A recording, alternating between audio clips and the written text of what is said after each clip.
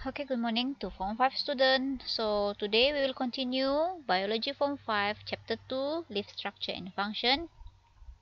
We will cover the another 3 subtopics: main organ for respiration, main organ for photosynthesis, and also compensation point. Romans 8 verse 28, and we know that in all things God works for the good of those who love him, who have been called according to his purpose. Romans 8 verse 28. Objectives: you can explain the main organ in transpiration and photosynthesis, and also explain the compensation point. Okay, main organ for transpiration. What is transpiration? Transpiration itu adalah process of water loss from the plant in the form of water vapor to the atmosphere lah. Okay, proses kehilangan air dalam bentuk uap air melalui penyejatan daripada tumbuhan ke atmosfera. Okay, even though the transpiration process takes place through the stem and flower, 90% of the water diffuses out through stomata in the leaves. Okay, so maksudnya transpiration itu adalah mainly occur di leaves lah, walaupun di stem and flower dia berlaku juga, tetapi 90% dia adalah di melalui stomata lah, dari daun. And of course the water diffuse into the root system by osmosis continuously. So this is the path of water movement in plants. So this is the soil, this is the root. So the root will absorb water from the soil, naik pergi daun. Kenapa dia continuously? Because of the xylem. Kan? Xylem is continuous kan? Okay? So the xylem will transport water upwards from the plant stem. The leaf veins transport water to the leaves. Okay, leaves veins maksudnya urat daun itu akan transport air kepada leaves lah. And then now the water will evaporate to the atmosphere through the stomata. So itu adalah proses transpiration. So ini kalau kita zoom in, inilah stoma itu. Stomata. Stomata opening and closing dia controlled by guard cell. Okay, to control the transpiration lah. Transpiration. Okay. Why transpiration required in plants? Plant roots absorb water and mineral salt from soil. Water absorb heat energy from leaves and evaporates as water vapor to give cooling effect. Okay. Produce a pulling force that moves the water and mineral salt continuously in the xylem vessel from the roots to all plant cell. So itulah kenapa perlunya transpiration itu. Okay, transpiration itu juga sebenarnya dia ada kaitan dengan akar tumbuhan itu untuk dia serap itu air daripada soil lah, dan juga mineral salt. Okay. Lepas tu memberi cooling effect, dan yang ketiga adalah untuk so that the water and mineral salt will moves continuously lah in the xylem vessel daripada root naik atas. Okay, dia ada kaitan dengan itu. So the environmental factor and that affect the rate of transpiration. The rate of transpiration is affected by various environmental factors. Is the rate of transpirations of plants in the desert and in the tropical rainforest different? Sama kah different? And then here, does a polluted surrounding affect the rate of transpiration? Kamu rasa adakah dia mempengaruhi ataupun tidak? Okay. So sebenarnya kita boleh bahagikan faktor-faktor persekitaran yang mempengaruhi kadar transpirasi kepada 1, 2, 3, 4. 1. Light intensity. Kedua, relative air humidity, maksudnya kelembapan udara. Ketiga, temperature. Keempat adalah air movement. Air movement meaning ada angin kah, tidak ada angin kah. Okay? We go to the first one, light intensity. This is the graph. Rate of transpiration y-axis, light intensity x-axis. Maksudnya kita punya manipulated variable adalah light intensity and the responding variable is the rate of transpiration. The higher the light intensity, the higher the rate of transpiration. If the light intensity increases, the rate of transpiration will also increase. Okay, nampak? Increase, increase, increase. Until it become constant. Why the rate here become constant? Because of the relative air humidity, the temperature, and also the air movement become the limiting factor. Maksudnya di sini, selagi ini, dan ini, dia tidak menjadi limiting factor untuk ini, light intensity, semakin tinggi light intensity, semakin tinggi juga rate of transpiration. So dia sini become constant because of the relative air humidity, the air movement, and the temperature become the limiting factor. Okay. Second one is the relative air humidity. The lower relative air humidity of the surrounding atmosphere, the faster water vapor escape from the stomata. Therefore, the rate of transpiration become higher. So, kalau kita tengok graf ini graf dia adalah, dia bukan directly, tetapi inversely proportional. Meaning, semakin rendah relative air humidity di sini, semakin tinggi juga transpiration rate. Kan? Oke? Oke? Maksudnya ini kelembapan udara. Sama juga kan? Macam kalau kamu jemur pakaian. Bila kamu jemur pakaian, mana yang lebih cepat kering? Dia punya persekitaran lembab-lembab, sejuk-sejuk, macam di Kundasang. Ataupun di sini, Kota Marudu yang panas terik, contoh. Mana yang cepat kering baju? Cepat kering baju adalah apabila kelembapan udara rendah lah. Kan? Okay. And then, temperature. An increase in temperature will increase the kinetic energy of water molecule, thus increasing also the rate of transpiration. So, nampak di sini, dia temperature increase, transpiration rate also increase. Okay. Kemudian, kita ada air movement. Air movement, the movements of air carries away the water molecules that have been diffused out from the leaves. Hence, the faster the air movement, the faster the rate of transpiration. Di sini adalah pergerakan udara. Apabila pergerakan udara itu tinggi, water molecules yang sudah diffused out from the leaves, dia akan berkumpul di sekeliling leaves. Jadi bila ada air movement, dia akan carries away lah the water molecules. So dia lebih cepat lah dia punya rate of transpiration. Okay, so ini dia punya analogi sama seperti kita sidai pakaian lagi. Sidai pakaian, mana yang cepat kering pakaian itu? Yang ada angin kuat ataupun yang tiada angin? Semakin kuat angin itu, semakin cepat dia kering, kan? Kalau kamu sidai pakaian di dalam rumah, for example, kamu mesti letak kipas supaya cepat kering, kan? The baju. Okay? Nah, so itu adalah dia punya analogi lah. Okay, next one, main organ for photosynthesis. Main organ for photosynthesis. What is the necessity of photosynthesis in plant? Plants are autotrophic organism that produce their own food. Okay, autotrophic maksudnya dia produce their own food.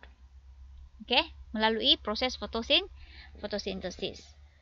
The product of photosynthesis, glucose, used by other organisms to generate energy through oxidations of food. Okay, kita sudah belajar oxidations of food to produce energy. So energy is needed to carry out living processes such as growth and reproduction. So itulah sebabnya kita perlu ada photosynthesis. So ini adalah brief history of the discovery of photosynthesis lah. Okay, in 1640s, Jean Baptista van Helmont carried out an experiment to test the idea that plants obtain their food from the soil. Okay. Dia kata tumbuhan itu memperoleh makanan daripada tanah. In the year 1772, an experiment conducted by Joseph Priestley showed that plants released oxygen to the atmosphere. So ini in 1640s, Jean Baptista dia carried out experiment to test the idea that plants obtain their food from the soil. Okay, so apa yang dia buat ialah this is the Helmont Jean Baptista van Helmont. Conclusion dia ialah the plant had grown by only being watered and not from the water of the soil. Apa yang dia buat? Seedling dia weigh 2.3 kg.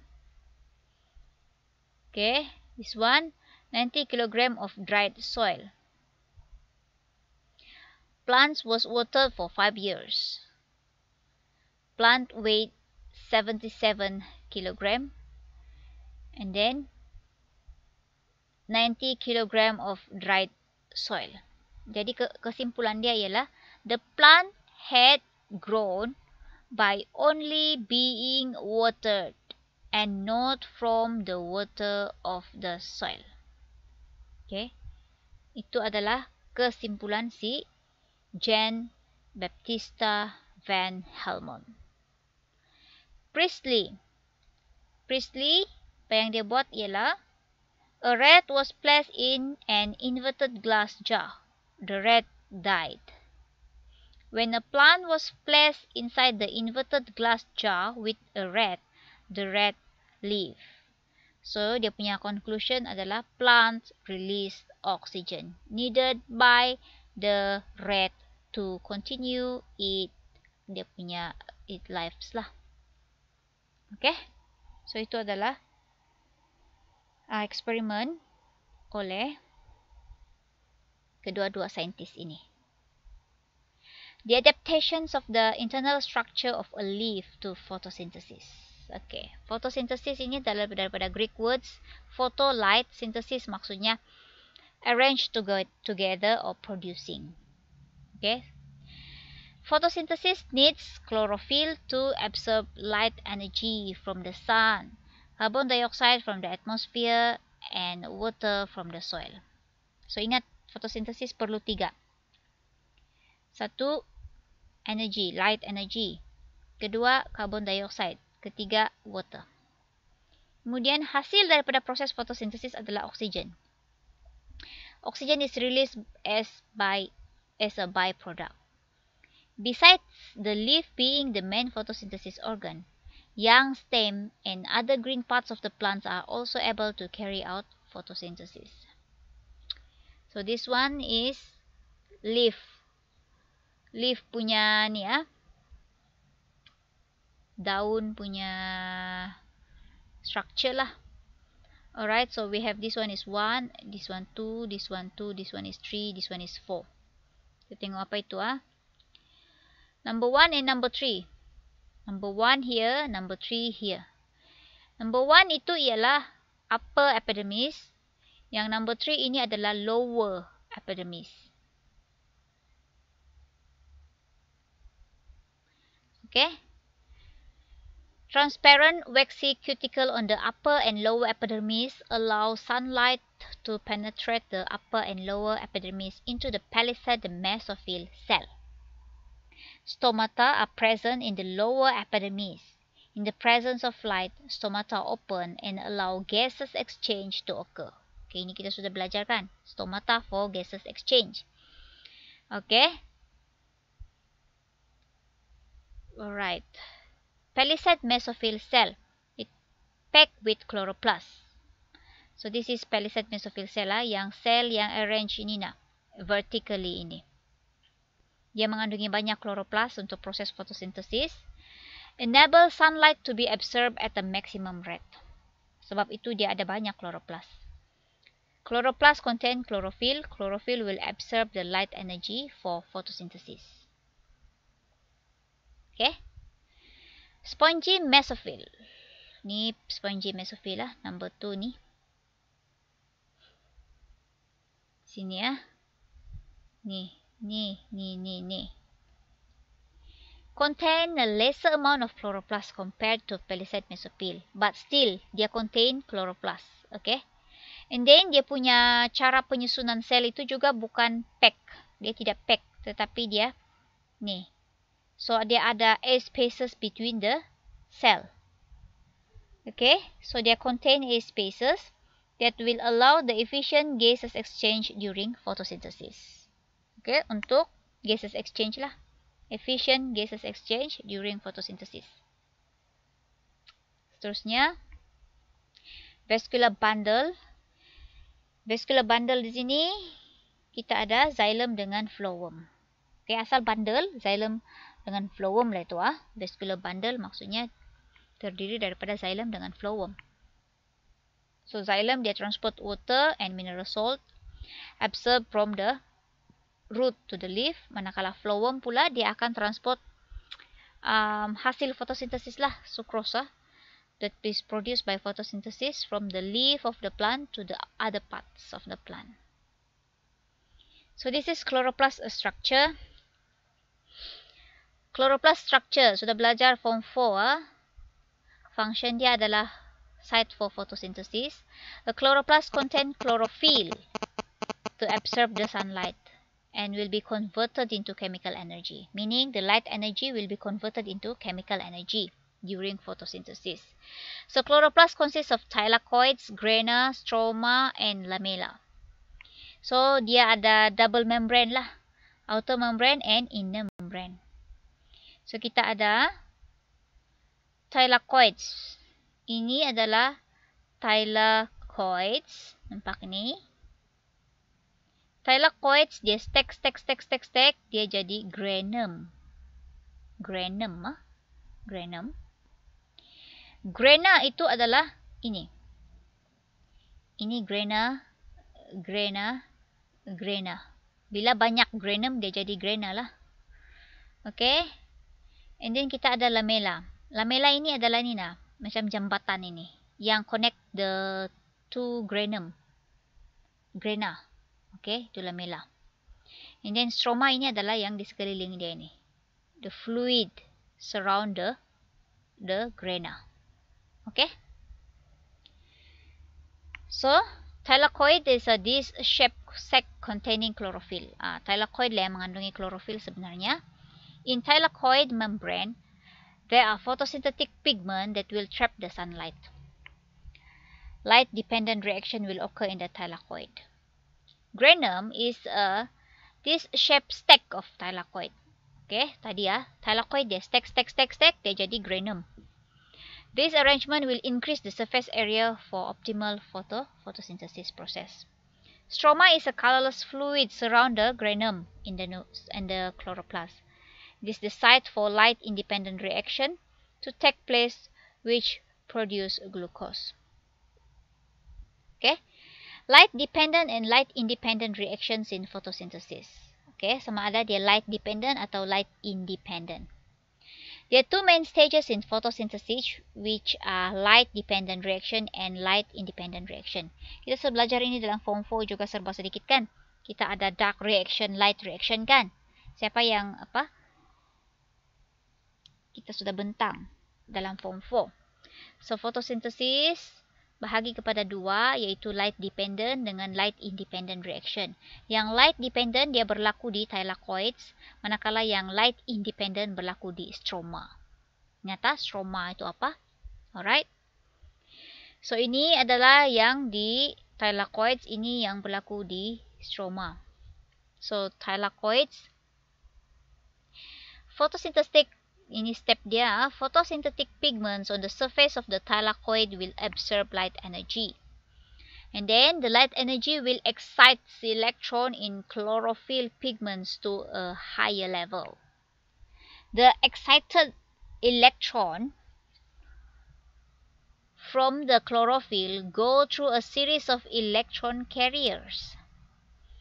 The energy from the electrons is used to generate energy in the form of ATP.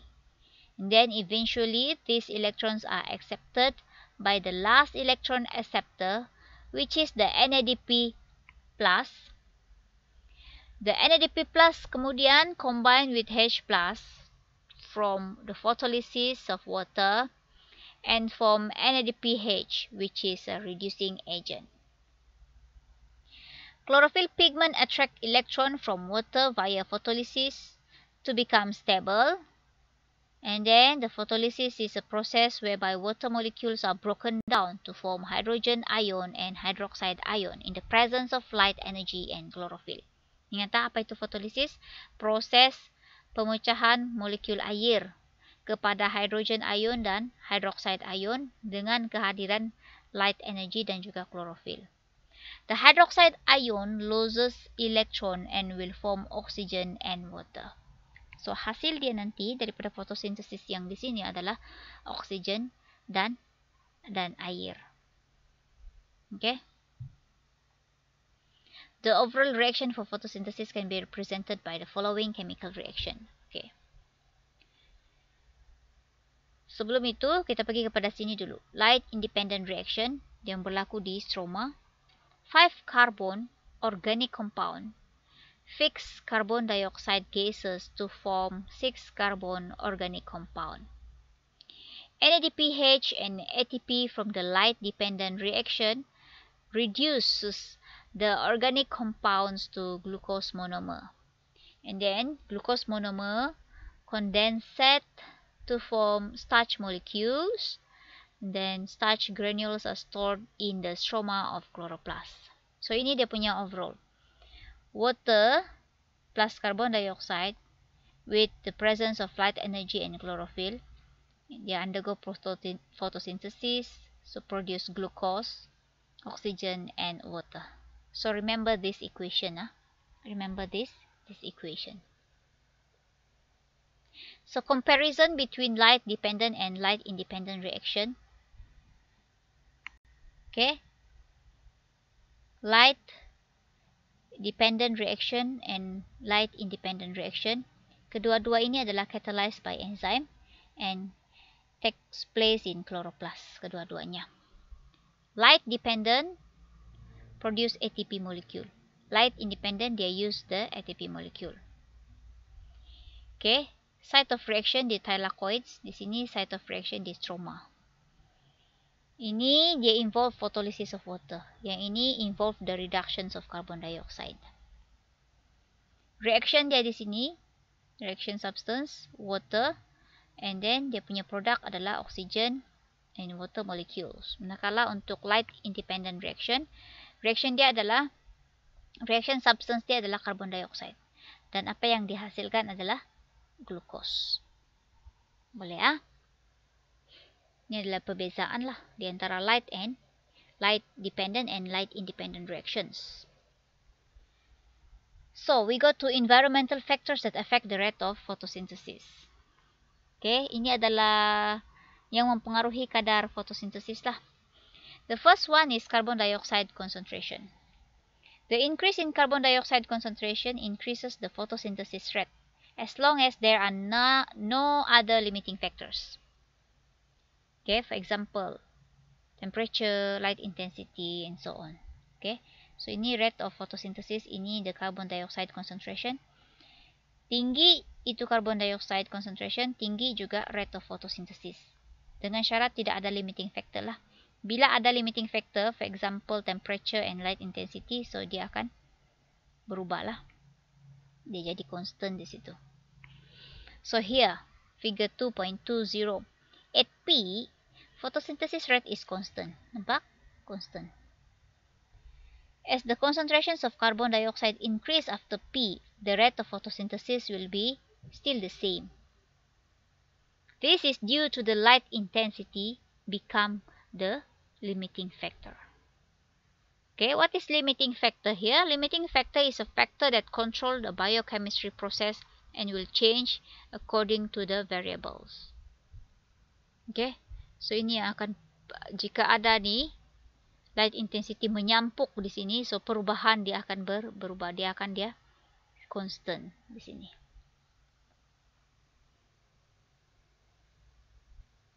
Okay. Kedua, dia punya faktor yang mempengaruhi adalah light intensity, keamatan cahaya. So kita tengok, light is needed in the light dependent reaction. If the concentrations of carbon dioxide and temperature are constant, so the rate of photosynthesis will increase until they reach their punya maximum point. At the noon, tengah hari lah, kan? Sebab kita punya keamatan cahaya ini bukan sama saja sepanjang hari. Dia berubah-ubah kan. Dari pagi dia rendah. Tengah hari dia sangat tinggi. Kemudian dia akan pergi petang. Dan pergi petang dia punya light intensity berkurang lagi. Okay. So this graph shows the rate of photosynthesis increase with the increase of light intensity. Until dia reach dia punya light saturation at point P di sini. Maksudnya dia punya maximum lah. Maximum light intensity. After point P, the increase in light intensity from P to Q is no longer increases the rate of photosynthesis because it is limited by other factor lah. For example, the percentage of carbon dioxide and also temperature. Okay, this one is 2.21. Graph 1 and then this one is graph 2. The graph 2 ni, when the concentrations of carbon dioxide in the environment increases 0.13%, the rate of photosynthesis also increase.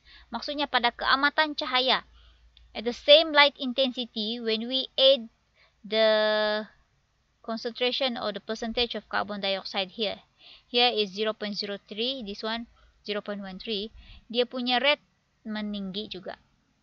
Okay, because of the CO2 increase. Temperature. The reaction in photosynthesis are catalyzed by enzyme. Therefore, changes of surrounding temperature will affect the enzyme activity. Okay, begitu juga dengan rate of photosynthesis lah. So the optimum temperature is different for different plant species, but in general, the optimum temperature is between 25 to 30. Okay. Sebab photosynthesis ini dia catalyzed by enzyme. So dia tidak boleh terlampau rendah, dia tidak boleh terlampau tinggi juga suhu. Sebab dia catalyzed by enzyme. So dia punya optimum temperature adalah di antara 25 hingga 30. At the very high temperature, the enzyme will be denatured. So the process of photosynthesis will be stop. Okay. The effect of different light intensities and light colors on the rate of photosynthesis. What is the best light color to maximize the rate of photosynthesis? The rate of photosynthesis in plants is different throughout the day. Okay, other than the light intensity factor, the rate of photosynthesis is also affected by the color of light. Okay. Light spectrum consists of 7 colors in certain sequence: violet, indigo, blue, green, yellow, orange, and red. Each color has a different wavelength, and the rate of photosynthesis is the highest in the red and blue light. Nampak ni? Ni. Red and blue light. The graph of light absorptions against the wavelength. Okay?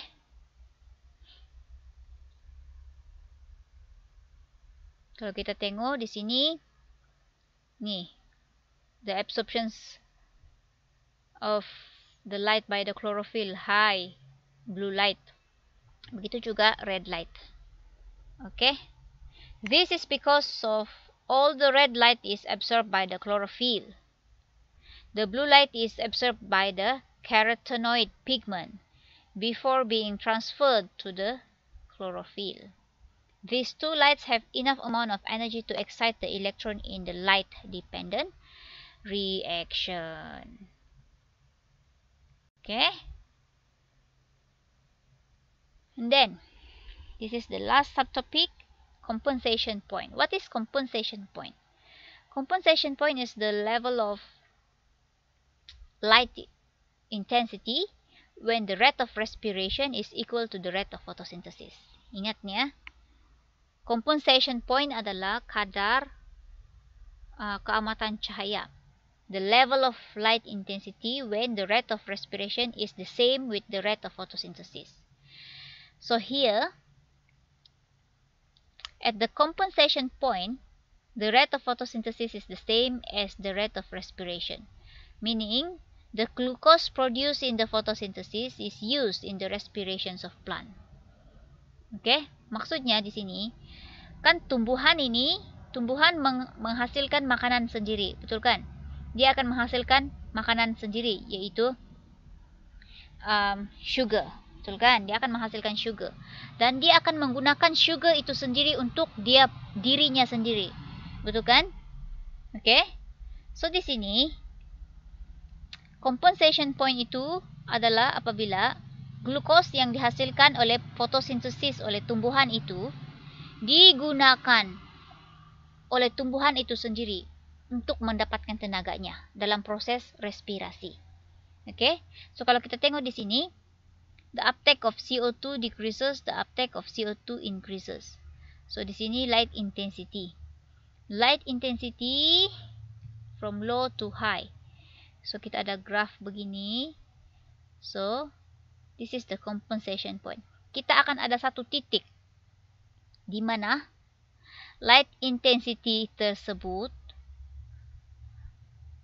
apa yang berlaku pada light intensity tersebut adalah glukos yang dihasilkan dalam proses fotosintesis oleh tumbuhan itu digunakan. Okay, digunakan oleh tumbuhan itu sendiri untuk dia punya respirasi. Okay? So di sini apa yang berlaku ialah net gain in glucose, the rate of photosynthesis will exceed the rate of respiration. Ini kalau di atas. Kalau di bawah, the net loss in glucose. Glucose used in respiration is faster than glucose produced in photosynthesis. Tapi kalau di tengah-tengah ini, inilah yang kita panggil sebagai compensation point. When light intensity continues to increase beyond the compensation point,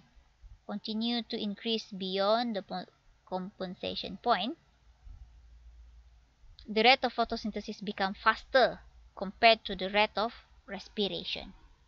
So at this time, carbon dioxide needs to be absorbed from the atmosphere to compensate the rate of its usage in photosynthesis. Excessive oxygen is released into the atmosphere. At the same time, the rate of glucose production exceeds the rate of glucose usage, where the excess glucose is stored in the form of starch by the plant. So what would happen if the rate of respiration and the rate of photosynthesis remain the same at the compensation point? So the product of photosynthesis will be fully used for the plant for respiration. The rate of photosynthesis must exceed the rate of respiration every day to ensure the growth and productions of flowers, seeds, and fruits to occur.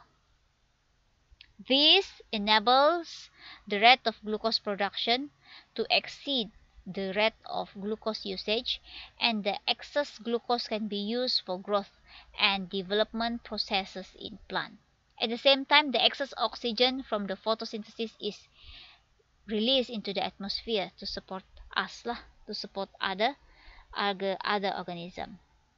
So when the light intensity continue to increase beyond the compensation point,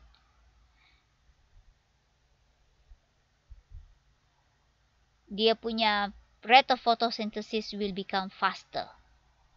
Oke? Maksudnya di graf ini di sini the rate of photosynthesis is higher compared to the rate of respirations of the plant. Jadi CO2 uptake from the environment will increase lah. Sebab itu rate of photosynthesis increase kan. So dia akan menggunakan CO2 daripada sekeliling persekitaran dia. Okay? Begitu. Alright. Tetapi di bawah ini adalah apa yang terjadi di bawah ini adalah rate of respirations of the plant itu yang lebih tinggi compared to the rate of photosynthesis. So the uptake of CO2 from the environment decrease lah. Okay, decrease. Okay. So kalau di sini compensation point adalah kadar ataupun rate of photosynthesis dia itu sama dengan rate of respiration. Okay. So glukos yang dihasilkan untuk fotosintesis itu akan digunakan untuk respirasi tumbuhan itu sendiri. Alright. So this is the kalau rate of photosynthesis must exceed the rate of respiration every day. Okay, selain daripada untuk growth dan juga productions of flower seeds of the plant, okay, ini juga penting supaya kita akan dapat excess oxygen. Bila rate of photosynthesis itu tinggi, kita akan dapat excess oxygen. Kalau oksigen yang dihasilkan dalam proses fotosintesis itu cukup sahaja untuk proses respirasi tumbuhan tersebut. So, apalah kita punya oksigen? So, kita sebagai organisme ni yang memerlukan oksigen, kita akan matilah sebab kehabisan oksigen, suffocation. Okay, kekurangan oksigen. Okay, sebab itu the rate of photosynthesis mesti melebihi rate of respiration. Jika compensation point itu berlaku berterusan, so kita akan bermasalah. Sebab oksigen yang dihasilkan oleh tumbuhan dalam proses fotosintesis, dia akan gunakan untuk respirasi dia, untuk dia punya respiration, untuk produce dia punya energy. So, tidak ada excess of oxygen. So, bila tidak ada excess of oxygen, kita akan kehabisan oksigen. Okay? So, ini adalah perbezaan di antara fotosintesis dan respiration. Ini dia punya persamaan. Both process takes place in living organism and also involve the uptake and release of gases. Differences aspect organism involve respiration or living organism. Photosynthesis hanya green plants and also photosynthetic bacteria. Type of cell here happen in all cell. Here sel yang mengandungi chlorophyll. Type of metabolism. Catabolism. Catabolism is breakdown. So dia akan break down the glucose to produce energy. Manakala photosynthesis dia anabolism. Maksudnya dia build up. Build up means dia synthesis of glucose using the carbon dioxide and water. Site of respiration mitochondria. This one chloroplast. Reaction substance here oxygen and glucose.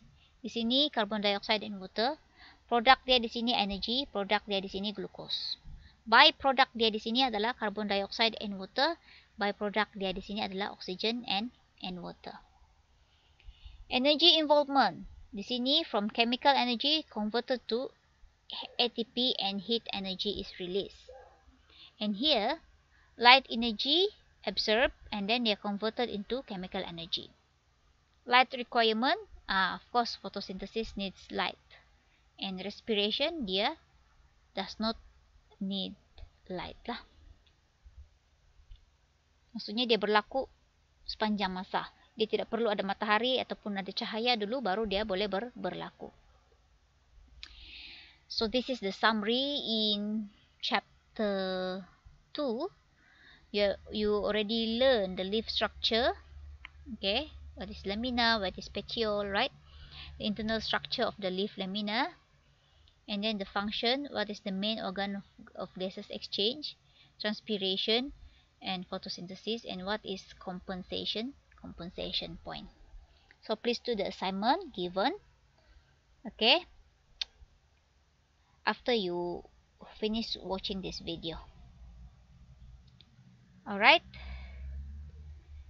so once again, and we know that in all things God works for the good of those who love Him, who have been called according to His purpose. Romans 8 verse 28. Thank you.